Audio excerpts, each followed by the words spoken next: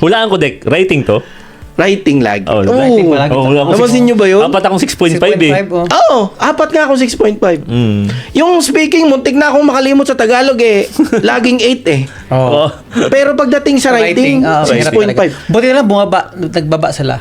Sa batch Oo, namin. at saka ito ang ari ang parang ironic. At saka parang na-baffle ako. Nung nag-full effort ako sa writing, pak, talagang lahat ng however, second, finally. Lahat yan, alam ko yan. pati Furthermore, ko, ganun. Furthermore, oh.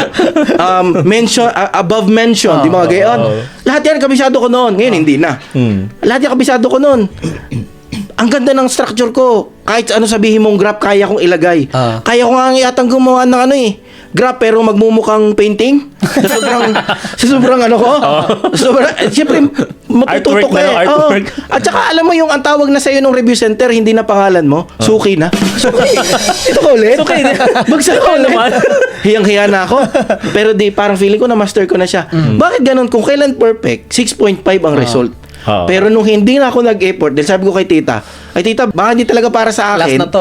Last na to. Last na to. Nung last ko na, under ilang words ba ang limit ng 250. 250.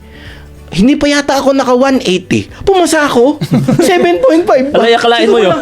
Akalain mo yun? Anak ng baka, sabi ko, paano nangyari rin na?